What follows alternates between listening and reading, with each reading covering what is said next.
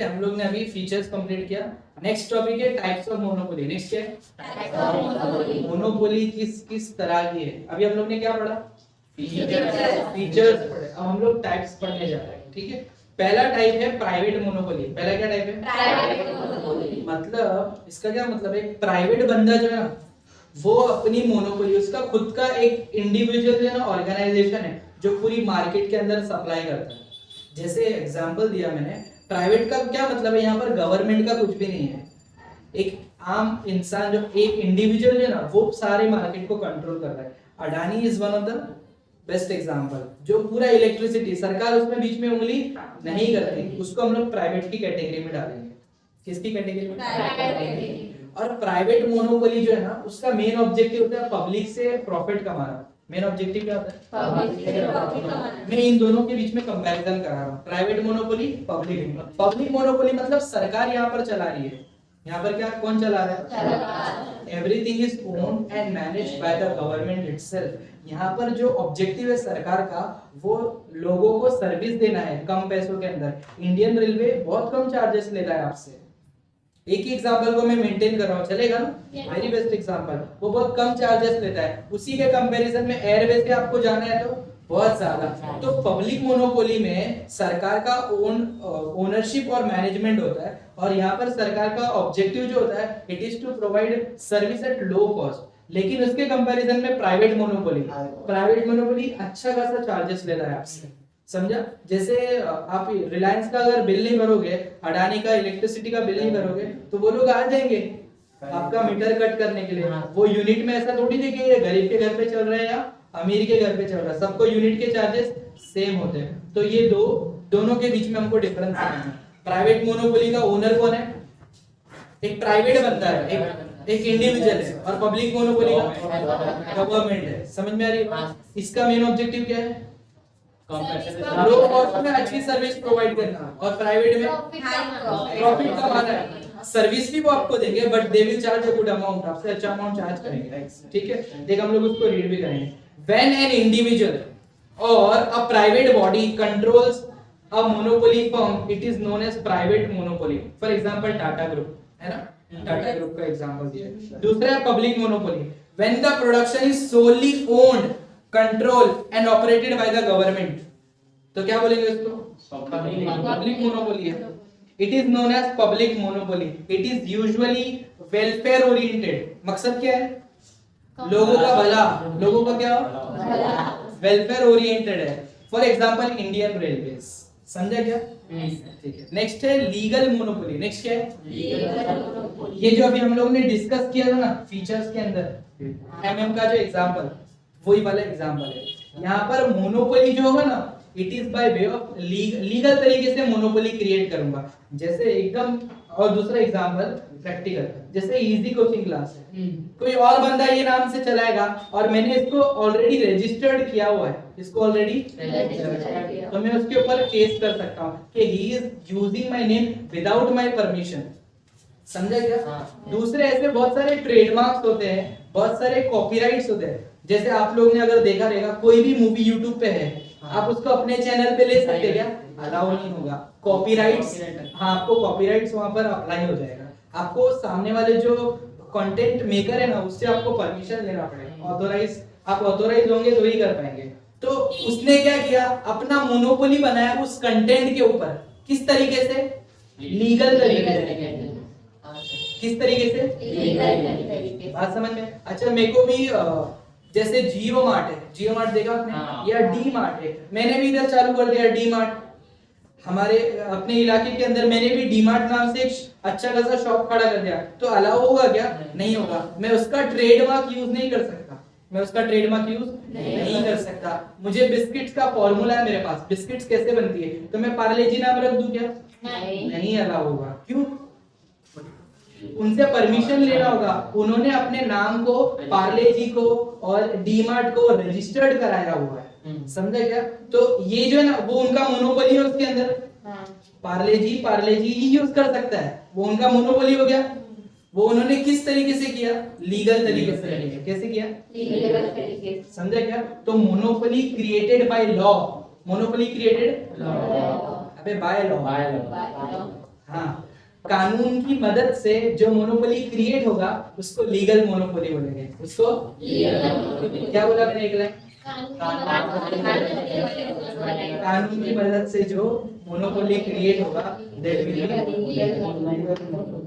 वो किसी भी चीज में हो सकता है। कॉपीराइट्स में मैंने एग्जांपल दिया, यूट्यूब के ऊपर कोई भी पिक्चर्स हो गया वो हो गया। और दूसरा के एग्जांपल दिया ट्रेडमार्क्स का, डीमार्ट का, पार्ले जी का, उनके खुद के ट्रेडमार्क्स है। क्या है? ट्रेडमार्क। समझे क्या? ट्रेड जो है ना वो उनके मार्क्स से होता है। आपने पार्ले, जैसे वो लड़की देखा तो तुझे आइडिया आ जाता है पार्ले जी का बिस्किट है ना, वो उनका ट्रेडमार्क है, वो उनका डिजाइन है, उनका वो उनकी पहचान है, वो उनकी क्या है? पहचान। रीड करेंगे। This monopoly emerges on account of legal provisions, law के मदद से, लाइक पेटेंट्स। पेटेंट्स होते हैं आपके डिजाइन्स वगैरह। क्या होते हैं? मेरे को भी मैकेनिक का बहुत मतलब मेरे को अच्छा लगता है मशीन के साथ, तो मैं सेम टू सेम एक्टिवा की डिजाइन बना के मार्केट में सेल नहीं करता। वो डिजाइन एक्टिवा की ही है, वहां पर वो डिजाइन। फिर मेरे को कार बनाने का बहुत शौक है, तो मैंने क्या बना दिया, मैंने हाँ कोई भी एग्जांपल हो, वैगन आर बना दिया, कुछ भी बना के सेम मैं नहीं बना सकता। उनका डिजाइन फिक्स्ड है, उनका डिजाइन तो इट इज पेटेंट्स। उसके बाद ट्रेडमार्क का मैंने एग्जांपल दे दिया, उसके बाद कॉपीराइट्स का भी मैंने एग्जांपल दे दिया, etcetera. The law forbids, forbids मतलब रोकता है, फॉरबिड्स मतलब प्रिवेंट करता है आपको। The law forbids the potential competitors to imitate, imitate मतलब कॉपी करना, इमिटेट मतलब कॉपी करना। कॉम्पिटिटर को लॉ रोकता है कि कॉपी मत करो, आप अपना खुद ब्रांड बनाओ, आप अपना ब्रांड बनाओ, दूसरे का कॉपी नहीं करना है। Design or form of the product registered under given branded names, for example Amul products. समझे क्या? आप ऐसा चालू कर सकते हैं कि अमूल नाम से कुछ भी स्टार्ट कर दिया, नहीं, नॉट पॉसिबल। नेक्स्ट है नेचुरल मोनोपोली। नेक्स्ट क्या है? Natural monopoly. यहाँ पर सिंपल समझना है, जहां पर मोनोपोली जो है ना वो क्रिएट हुआ है by the help of nature, by the help of nature. मतलब वहां का नेचर ही ऐसा है कि उनका वो मोनोपोली हो चुका है। आप उसके अंदर, आप उनकी मार्केट में घुसना चाहते हो तो वहां जाना पड़ेगा आपको। आप यहाँ पर, जैसे मैंने कश्मीर का एग्जांपल दिया, वहां के एप्पल उनकी क्लाइमेटिक कंडीशंस की वजह से, आसाम की चाय वहां की कंडीशंस की वजह से। मुंबई में तू सोच रहा है कि आसाम वाली चाय का प्रोडक्शन हो, इट इज नॉट पॉसिबल। वो उनका नेचुरल मोनोपोली है, नेचर ने उनको गिफ्ट किया है। किसने गिफ्ट किया? नेचर ने। आप उसको छीन नहीं सकते, तो कितना भी कुछ भी कर ले, लेकिन वहां की मिट्टी वाला, समझ रहे मैं क्या बोलना चाह रहा हूँ, वो चीज कॉपी नहीं हो सकता। तो it is the natural monopoly, it is the monopoly created on the basis of natural condition. किसके बेसिस पे? लाइक क्लाइमेट, दूसरा है रेनफॉल, तीसरा है specific location etcetera, is known as natural monopoly. For example wheat from Punjab, आगे आप लिख सकते हैं एप्पल फ्रॉम कश्मीर और टी फ्रॉम आसाम, आगे एग्जाम्पल ऐड कर सकते हैं। नेक्स्ट है सिंपल मोनोपोली। नेक्स्ट क्या है? सिंपल। ये कौन है मालूम है? भला आदमी। ये कौन है? Simple monopoly. सबके साथ है ना सेम प्राइस लेता है, सबके साथ मतलब मैं सेलर हूँ, मार्केट के अंदर हूँ, लेकिन कोई भी आता है, कोई भी क्लास का है, किसी भी कोई भी आए तो उससे सेम प्राइस में चार्ज करता हूँ, मैं किसी के साथ भेदभाव नहीं करता हूँ। ऐसी मोनोपोली को बोलेंगे सिंपल मोनोपोली। क्या बोलेंगे? Simple monopoly. जहां पर डिस्क्रिमिनेशन नहीं होता है और सबसे सेम प्राइस चार्ज होता है, सबसे सेम प्राइस, तो क्या बोलेंगे? Simple monopoly. सिंपल मोनोपोली इसका।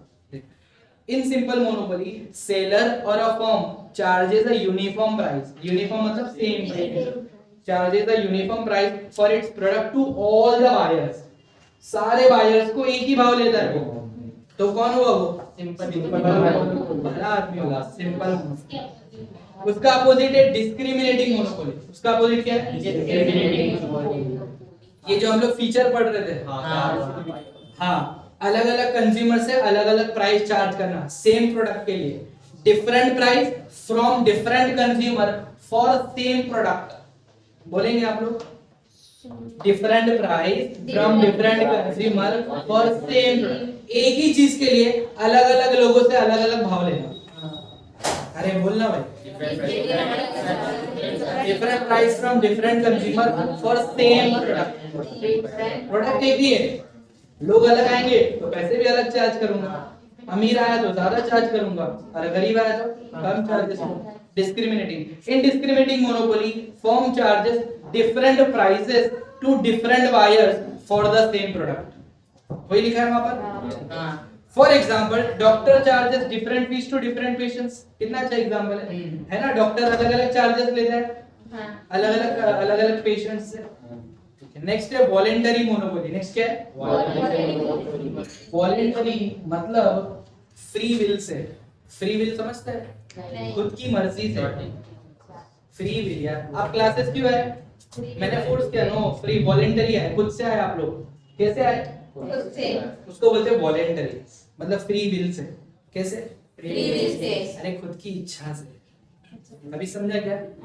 अब यहाँ पर ये पॉइंट में समझ गया। वॉलेंटरी मोनोपोली, सपोज एक मार्केट के अंदर 2, 3 या 4 लोग हैं जो पूरी मार्केट को कंट्रोल कर रहे हैं। पूरी मार्केट को कंट्रोल कर रहे हैं। एकदम प्रैक्टिकल एग्जांपल लेंगे। अगर हम लोग की मार्केट के अंदर 3 या 4 ज्वेलर्स है। कितने ज्वेलर्स है? 3 या 4। इसकी दुकान के ऊपर 1 तोले का रेट अलग है, उसकी दुकान पे अलग है, उसकी दुकान पे अलग है। तो इन 3 या 4 सेलर्स में नुकसान किसको होगा? ये सबसे ज्यादा, जिसका सबसे ज्यादा रेट होगा, है ना? लेकिन अगर ये लोग बैठ जाए साथ में कि भाई सुबह में हम लोग दुकान खोलने से पहले भाव फिक्स कर लेंगे, आज के दिन का ये भाव, तो जिस कंज्यूमर जिसका होगा ना वो उसके पास ही जाएगा। अरे भाई ज्वेलर्स के केस में जो विश्वास वाला होता है ना उसके पास लोग जाते हैं, जिस पे भरोसा होता है। तो यहाँ प्राइस की वजह से कंपटीशन खत्म हो जाएगा और ये लोग ने ना वॉलेंटरी मिल गए, अपने ओन बिल से मिल गए और अब जनता को ये लोग सेम अमाउंट चार्ज करेंगे। वो ज्यादा भी हो सकता है, वो कम भी हो सकता है, लेकिन मैक्सिमम टाइम वॉलेंटरी मोनोपोली। क्यों सब साथ में आएंगे बता? जनता को लूटेंगे, जनता को। समझ में आया? अरे पक्का समझा? ऐसे बहुत सारे एग्जांपल्स हो सकते हैं जहाँ पर मार्केट के अंदर 3 या 4 सेलर है, वो सब जमा हो जाएंगे एक जगह, एक ग्रुप बनाएंगे और प्राइसेस को फिक्स करेंगे। इसको बोलेंगे वॉलेंटरी मोनोपोली। अब आप किसी के पास भी जाओ, आपको भाव एक ही मिलेगा। आपको भाव इसके पास से नहीं लेगा तो कहाँ जाना पड़ेगा? उसके पास सेम भाव, इसके पास सेम भाव, इन चारों के पास नहीं जाएगा तो फिर जहाँ जाना। तो वॉलेंटरी मोनोपोली के अंदर कुछ ऑर्गेनाइजेशन मिलते हैं और अपने प्राइसेस फिक्स करते हैं। समझा क्या? रीड करेंगे उसको। To avoid cut throat competition. Cut throat मतलब एकदम बहुत ज्यादा कंपटीशन होता है ना मार्केट में, उसको कट थ्रोट कंपटीशन बोलते हैं। क्या बोलते हैं? कांटे की टक्कर, कट थ्रोट कंपटीशन। समझा क्या? To avoid cut throat competition some monopolist voluntarily come together, अपनी इच्छा से साथ में आते हैं and form a group of monopolist, और एक ग्रुप बना लेते हैं। आपको पता है क्या शेयरिंग वालों का ग्रुप होता है, रिक्शा वालों का? सब लोग यहाँ से मलाड का 20-30 रुपीस फिक्स कर लेते हैं, तो किसी भी रिक्शा में बैठ सेम प्राइस देना। This is the example voluntary monopoly. Next है and form a group of monopolist, this facilitates them to maximise the profit. जो यूनियन तय करेगा वो उनको मानना रहता है। वो लोग तो ज्यादा ही चार्जेस ले रहे हैं। जिस दिन बस की हड़ताल हुई या बस बंद हुई उस दिन उनके चार्जेस बढ़ जाते हैं। ये उनका मकसद होता है। For example organisation of petroleum exporting countries. यहाँ पर एग्जांपल जो दिया ना वो गल्फ कंट्रीज का दिया है। किसका दिया है? गल्फ कंट्रीज, जहाँ पर पेट्रोल वगैरह निकलता है। वहाँ की कंट्रीज जहाँ से पेट्रोल निकलता है वो एक साथ में आ गए और बोलेंगे हम पूरी दुनिया को पेट्रोल देंगे और भाव हम सब तय करेंगे। समझा क्या? सऊदी हो, जो भी कंट्रीज हो जहाँ से भी पेट्रोल निकलता है उसका एग्जांपल दिया। वो लोग अपना एक ग्रुप बनाते हैं और जो भाव वो लोग तय करते हैं वो पूरे वर्ल्ड में फिर वो हिसाब से वो लोग सप्लाई करते हैं। जिसको नहीं करना है तो पूरा ग्रुप किसी को नहीं सप्लाई करेगा। जिसके साथ ग्रुप की दुश्मनी हो गई उसको माल नहीं मिलेगा। समझा क्या? तो वॉलेंटरी मोनोपोली के अंदर ये बेनिफिट्स है। कंपटीशन खत्म हो जाता है, प्राइस एक हो जाता है और आपके जो क्या बोलेंगे उसको दुश्मन है उसको इजीली आप डिफीट कर सकते हैं, खत्म कर सकते हैं। समझा? अभी ये रिपीट कर। पहला क्या है? दूसरा, तीसरा, चौथा, पांचवा, 6, 7, बुक के अंदर देख के बोलेंगे। पहला ऐसा बोलेंगे, प्राइवेट पब्लिक लीगल। बोल, private public legal natural simple discrimination.